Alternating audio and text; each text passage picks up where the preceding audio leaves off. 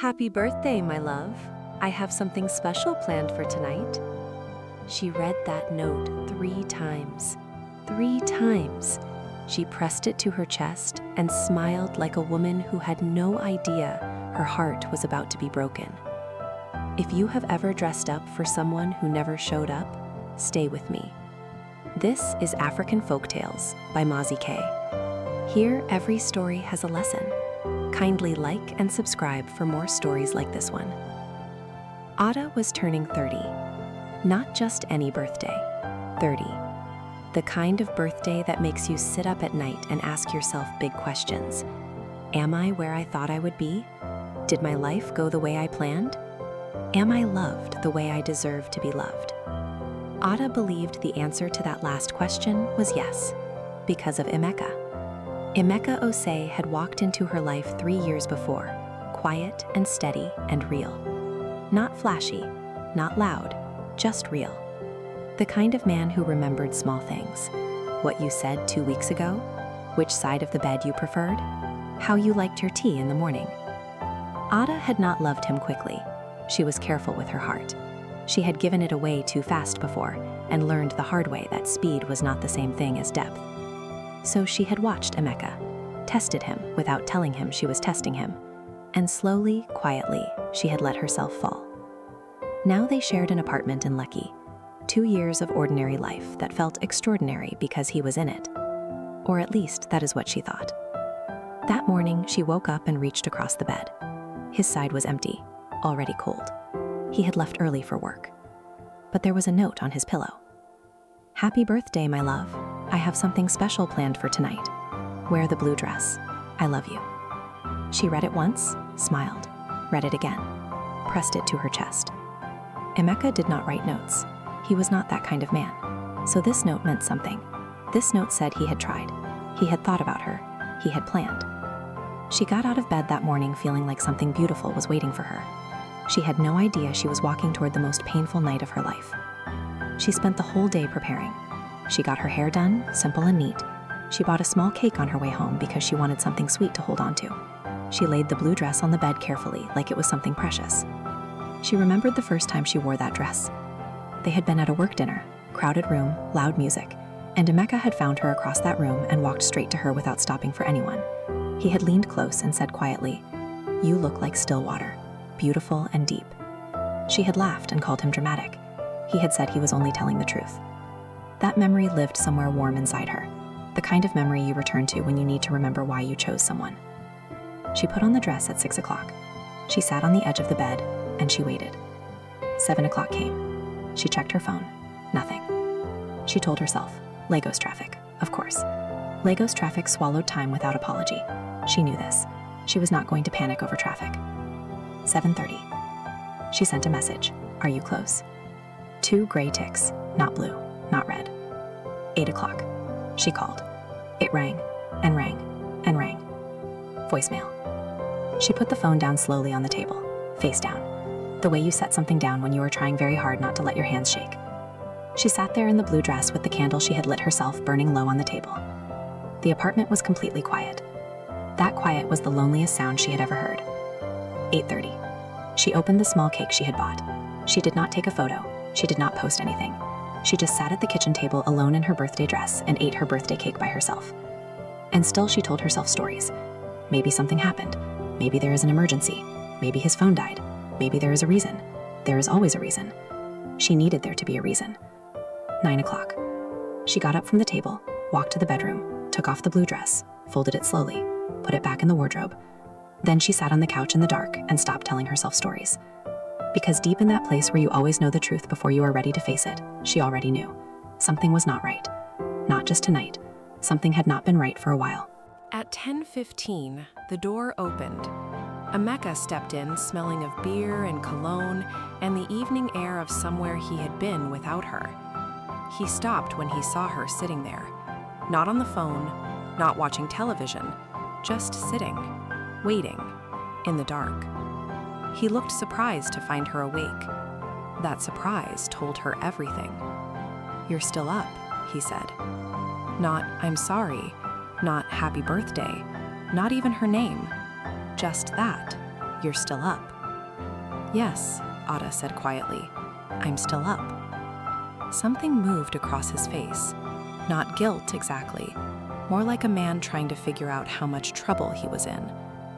"I got caught up," he said. "Work thing. I should have called." She looked at him. This man she had chosen carefully. This man she had trusted. This man who had written "I love you" on a note that same morning. "You should have," she said. Nothing else, just that. He shifted slightly.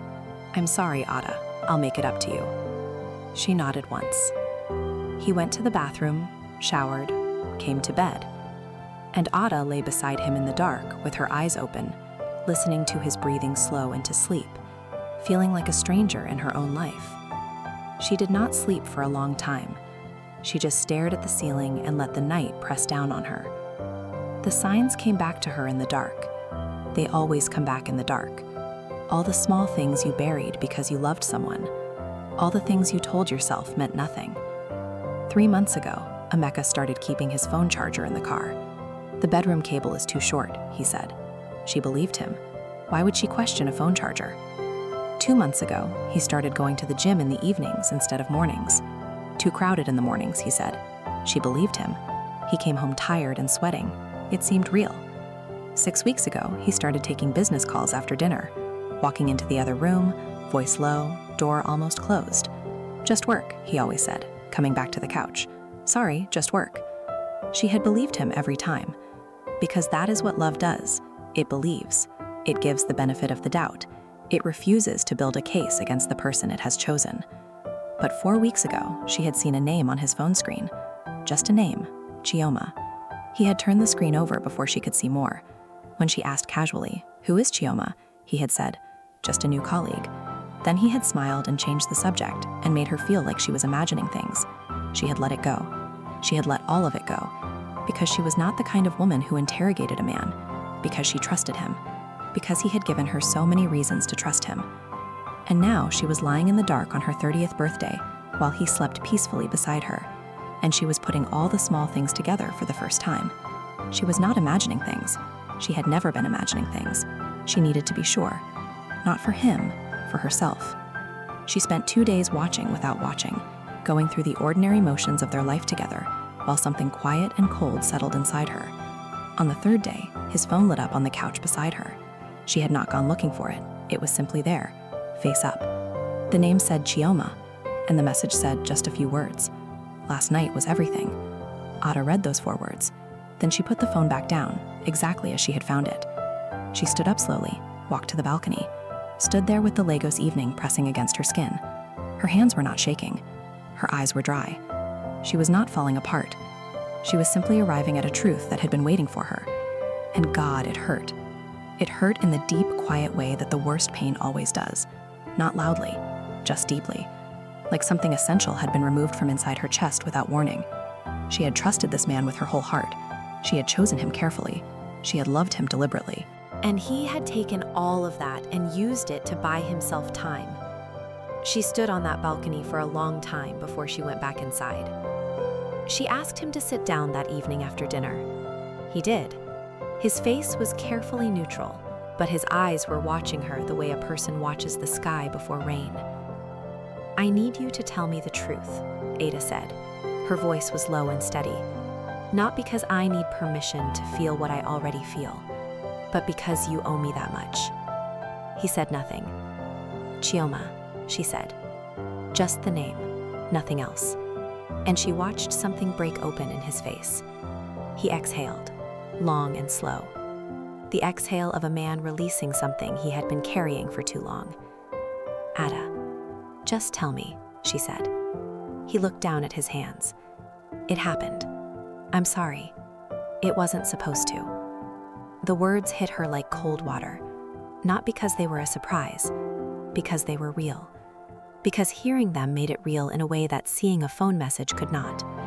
"How long?" she asked. A pause. 2 months. 2 months. She absorbed that. 2 months of waking up beside him. 2 months of cooking in this kitchen and laughing at nothing and reaching for his hand in the dark, believing she was loved. 2 months of being lied to by a man she would have given anything for. "Is it still happening?" she asked. He did not answer immediately. That silence was also an answer. "Do you love her?" she asked. That question surprised him. She could see it. He had expected shouting, crying, accusations. He had prepared himself for her to fall apart. He was not prepared for her to be this still. "I don't know," he said finally. And that honest answer cracked something open in her chest that she had not expected. Because a lie she could have handled. But "I don't know" meant he had been standing at a crossroads with her on one side and someone else on the other, weighing them, choosing between them, while she was here folding his shirts and planning her birthday evening and pressing his stupid note to her chest. "You don't know," she repeated softly. Her voice was barely above a whisper. "Ada, I'm sorry. I know I hurt you." She looked at him then, really looked, at this face she knew so well, at this man who had once walked across a crowded room straight toward her. "You didn't just hurt me, Emeka," she said, and her voice finally cracked, just slightly, just enough for the truth to come through.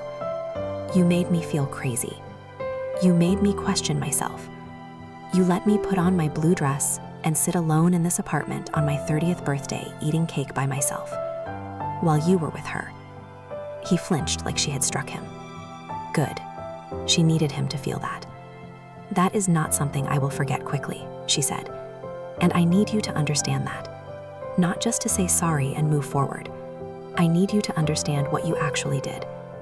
He reached for her hand. She looked at his hand for a moment. Then she let him take hers.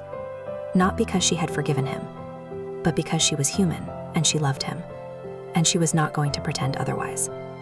"I need you to leave," she said quietly. "Not forever. I don't know about forever yet.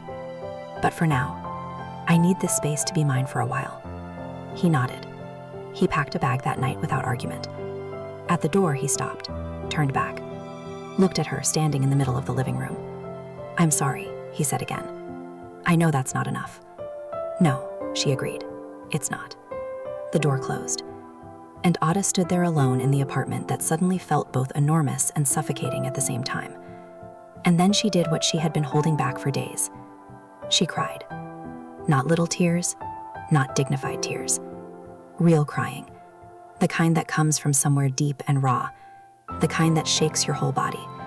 The kind that sounds ugly because real grief is ugly and there is no point pretending otherwise. She cried for the birthday that became a wound. She cried for the woman who had waited in the blue dress. She cried for every small sign she had buried because she loved him. She cried for the trust she had given him so carefully and watched him handle so carelessly. She cried until there was nothing left. Then she washed her face, made herself tea, and sat on the balcony and watched the street below carry on the way it always did. Lagos did not care about her broken heart. Life did not pause for her grief. And somehow, that ordinariness was a comfort. Her friend Temi arrived the next morning without being called. She came with pepper soup and chin-chin and the particular energy of a woman who had decided her friend would not suffer alone. She did not pepper Ada with questions. She sat beside her. Let her talk when she needed to. Let her be quiet when she needed that too. "What are you going to do?" Temi asked eventually. "I don't know yet," Ada said, honestly. "Are you going to take him back?" Ada looked out at the balcony. "I don't know that either. Right now, I am just trying to find myself again. I feel like I lost something. Not just him. Me." Temi nodded slowly. "You know what I think?" "What?" "I think you are stronger than you feel right now. I think the woman who sat alone on her birthday in that dress and didn't fall apart until she was ready to fall apart is not a woman who has lost herself." She looked at Ada directly. "She is a woman who is finding out what she is made of." Ada felt those words land somewhere quiet and important. She held them for a long time after Temi left. The weeks that followed were slow and deliberate. Ada did not rush herself. She had spent long enough being rushed by someone else's timeline. Now she would move at her own pace. She started running in the mornings. She went back to her book club. She called her mother in Abuja more. She let herself be held by her own life for a while. And something interesting happened. Without the constant hum of managing Emeka's moods and schedules and distance, she could hear herself think again. She remembered things she had let go of quietly, interests, friends, parts of herself she had set aside without noticing because she had been so focused on keeping the relationship alive. She had been keeping it alive for two people. He had only been keeping it alive for himself. Emeka called every day, short calls at first, just checking she was eating, just asking if she needed anything. Not pushing, not begging. She answered. She was not warm, but she was not cruel. She was honest. After 3 weeks, he asked to meet. She chose a small, quiet restaurant in Yaba, somewhere neutral, somewhere with no memories. He was already there when she arrived, sitting straight, nervous. She sat across from him and felt the strange calm of a woman who had cried everything out and was left with only truth. I ended it, he said first, with Chioma. It's done. She looked at him. Why? Because I want to choose right this time. Do you know why it happened? She asked. Not the excuse, the real reason. He was quiet for a moment.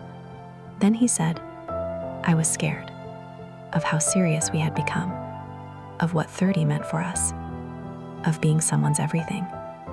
I panicked, and instead of telling you I was panicking, I ran somewhere easier. Ada looked at this man she had loved so carefully.